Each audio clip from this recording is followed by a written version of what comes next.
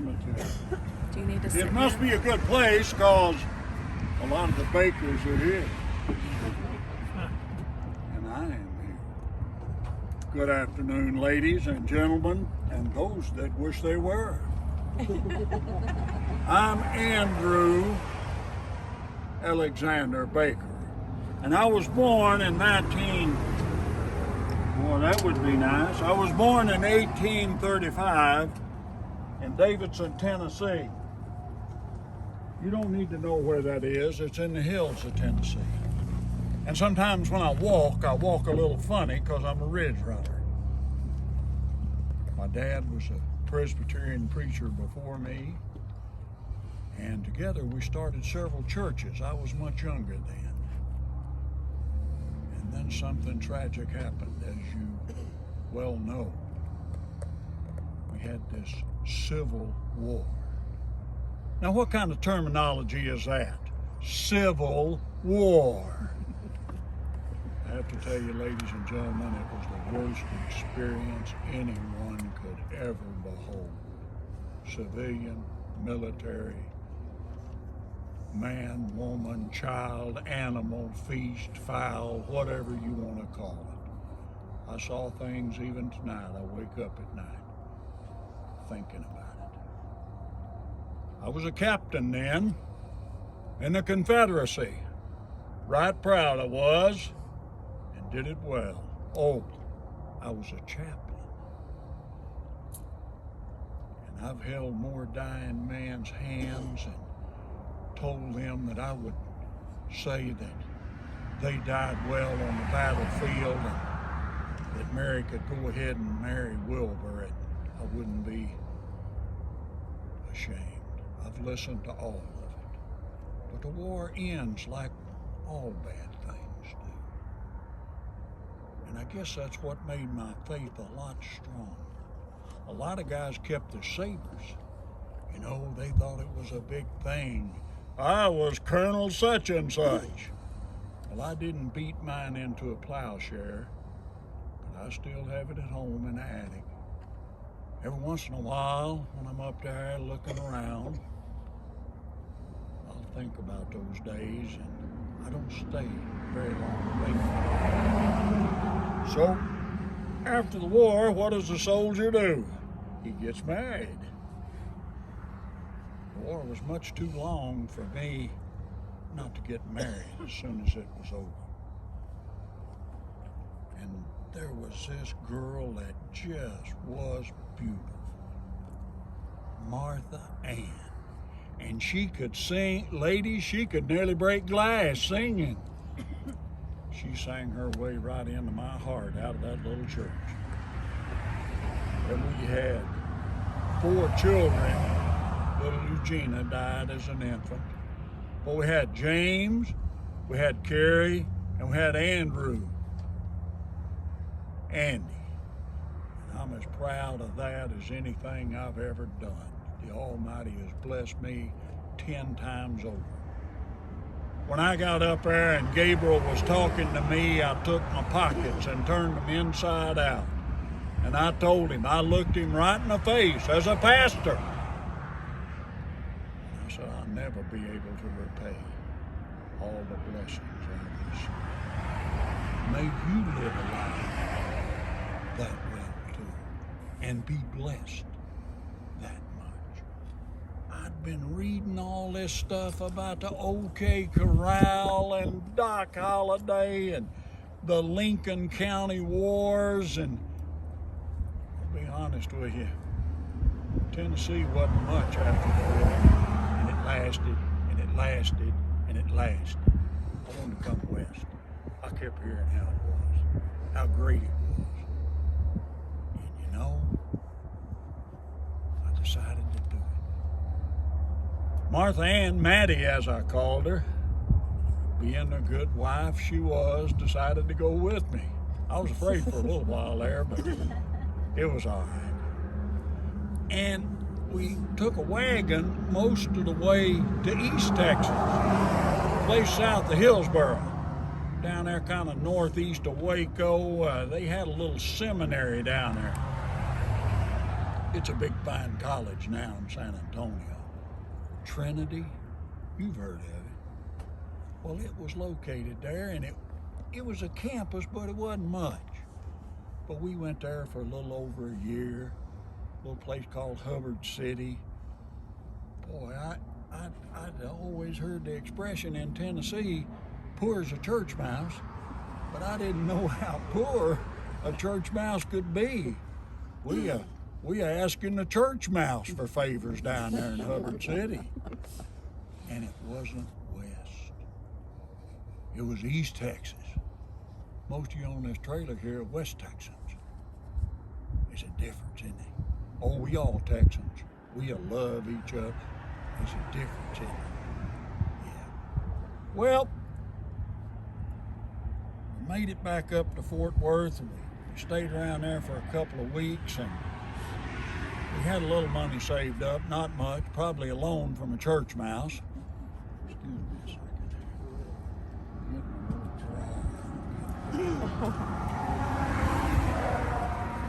I want John Dipper. I bet that water come from up here north of here in Clear Fork. Oh, it's not cold, but it's wet. So we got on the train there, the Texas and Pacific, and headed west.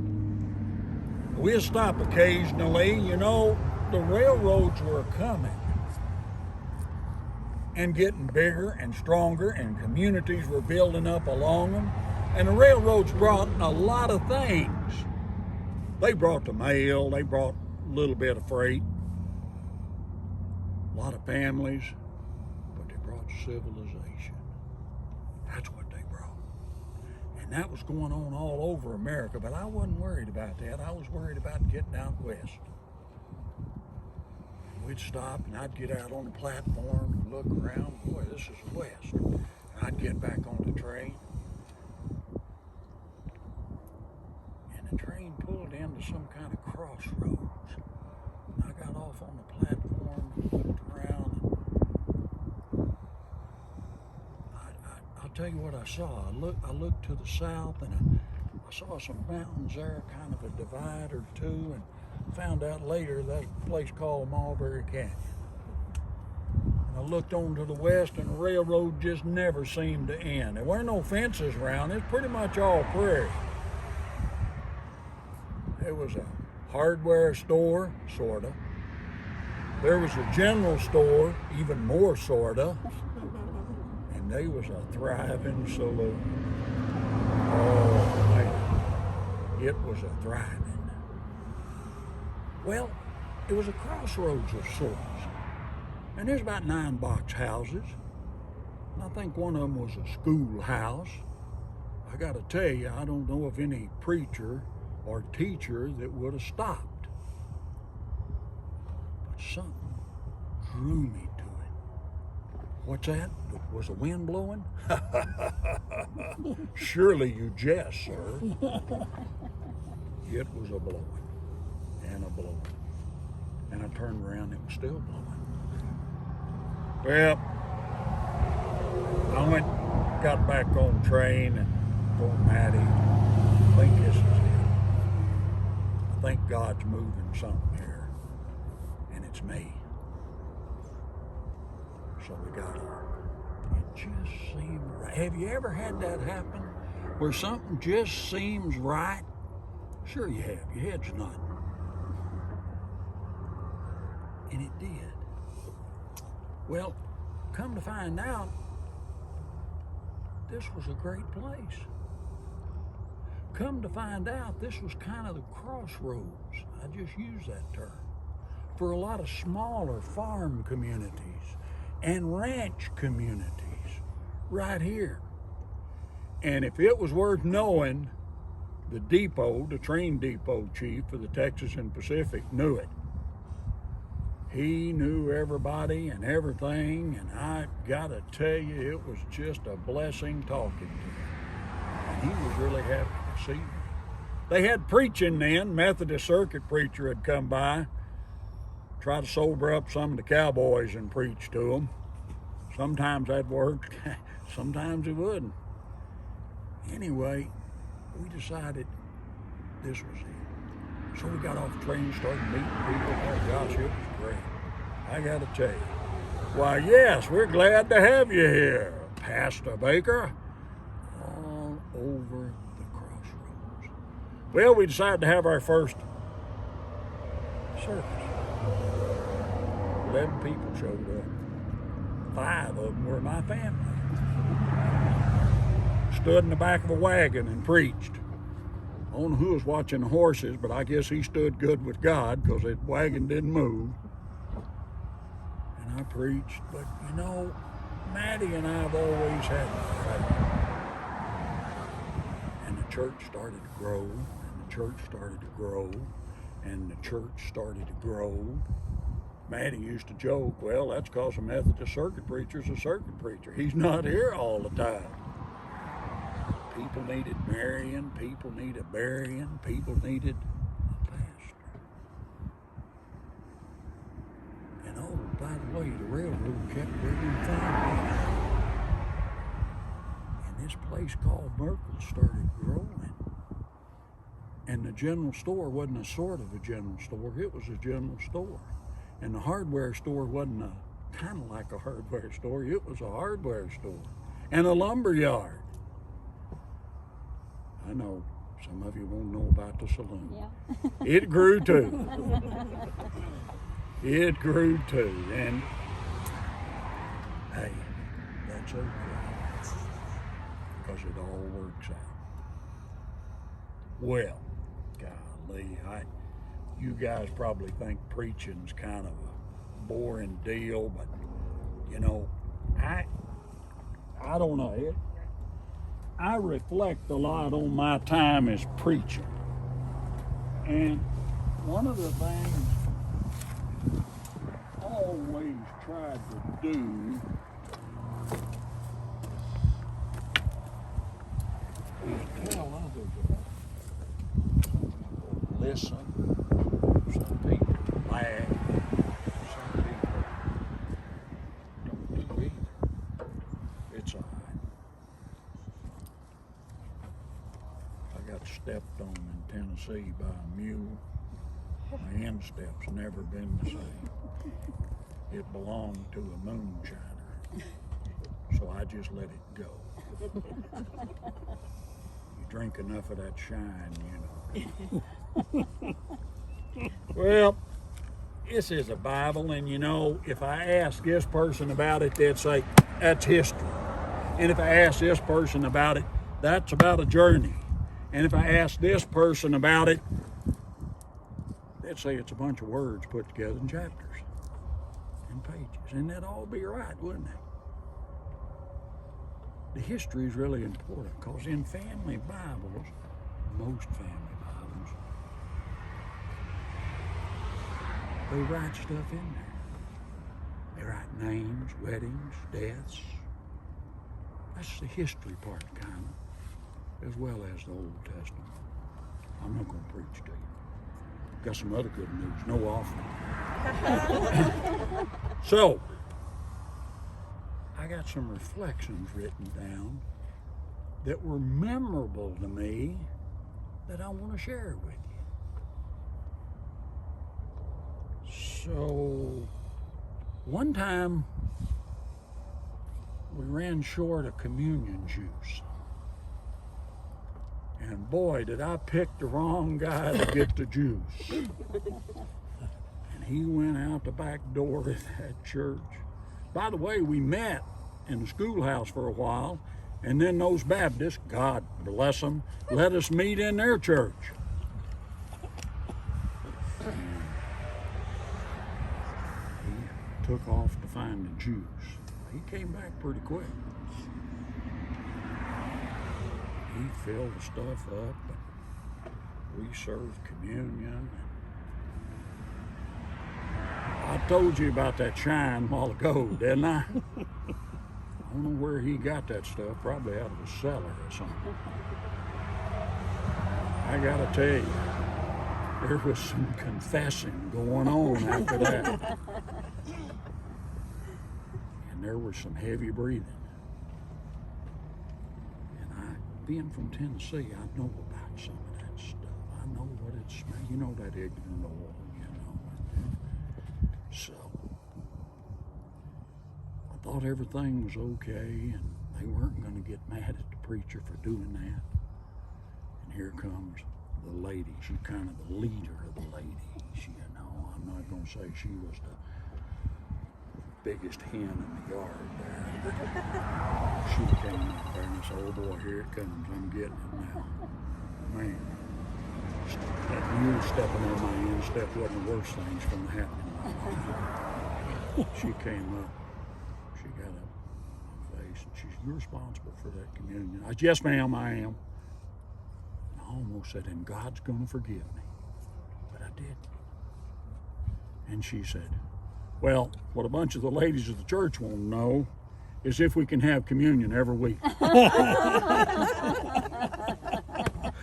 Well, I told her we probably oughtn't do that. Here's another good one, this Sunday school class. Now, Maddie usually taught Sunday school class. Every once in a while, I'd go in there, and they had these guys about 9 and 10 years old. And they were in there, and they were talking to Sunday school teacher. Maddie, it wasn't Maddie, it was one of the ladies of the church. And I had 12 kids. You know, church is growing. And they were talking about Noah and his ark. And one of the little girls said, what did they eat on the ark? Teacher had a blank look and everything, so I kind of injected myself into the conversation. Oh, they had seeds and oats and plants and different things like that, you know, all that. Girl, oh, okay, you know, that's, you know, that's good.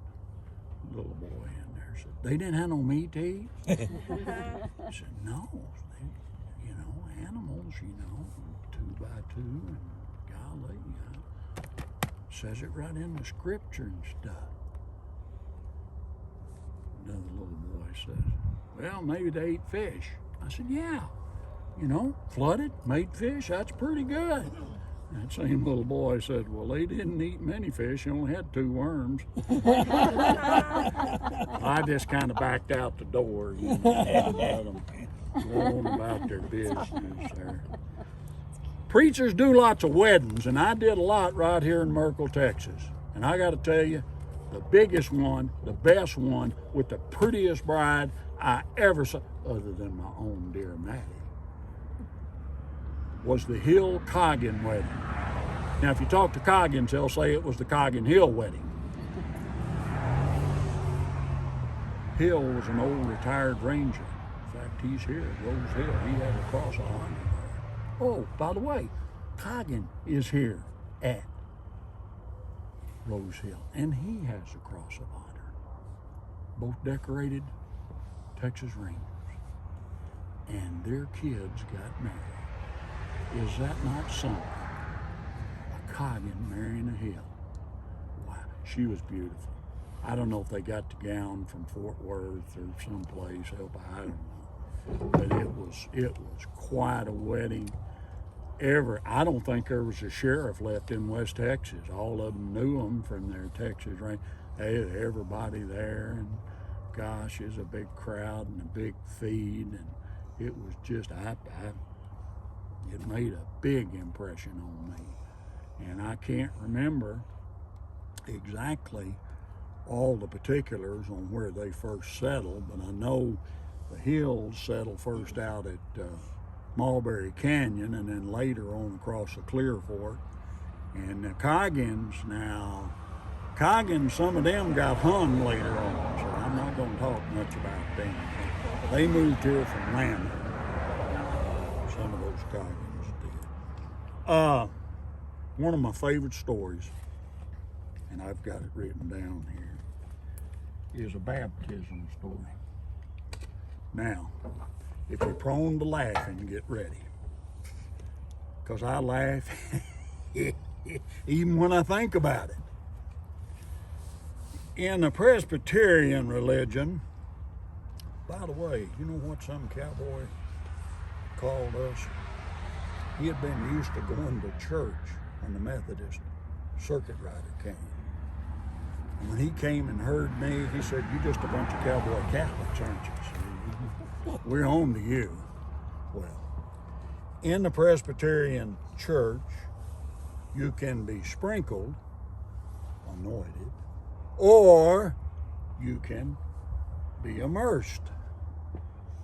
We're all familiar with that and that particular sacrament. There was a family that had attended our church, but not all of them. And they had a niece. And her name was Vivian. And they lived back out north, somewhere closer probably to Anson and Merkel, maybe not, Bitter Creek out there. And Bitter Creek used to be a big creek. It didn't have all those sandbars and weeds and stuff. It's nice. And she decided she wanted to be immersed. I'd never met Vivian. It was a pretty good sized family. And they made a big deal out of it. Wagons going out there, people on horseback. They brought food and everything. Real nice area, trees over the creek there. Well, in one of those wagons, Vivian and her family showed up, niece Vivian. And I gotta tell you, she was as wide as she was tall. She was big. She didn't sit in the seat of that wagon. She was in the back of the wagon. And the wagon deck was open at the back. And her legs were, I'm not going to get into it, ladies, because she was big. So they got her down the bank there somehow. And I'm already in the water, plumb up to here. And I got one of her brothers down there with me. He's a big old tall galoot. And we're there, families all gathered around, ladies back over here. Trust and obey. They're really, this is good. We had everything but lightning bolts. So they got her down there off one of them sandbars and got her around there. She said, "My feet won't touch the bottom, my feet won't touch." Her brother went over there, it's okay, come on now. And they kind of floated her out to me. Well, I'd baptized people before. This was not a new experience. They weren't dealing with a rookie pastor. So we got her out there and I got her to calm down. She's pretty nervous. I got her to calm down like that. People kind of gathered up along the bank there, like you're gathered here in the trailer. And I went through my stuff. And you'd have been proud. She is there, I raised her in the name of the Father, did this stuff. And then the Holy Ghost, and I put her under for that third time. It was like an explosion.